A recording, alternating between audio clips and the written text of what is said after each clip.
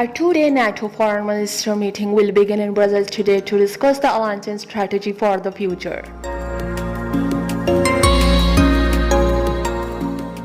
In the United States, 10 people were killed in the mass shooting at a Colorado grocery store. The Pakistani nation is celebrating Pakistan Day today. UN and the US welcome Saudi Arabia peace initiative in Yemen. Indian state wants of vaccine storage and immunization hit record.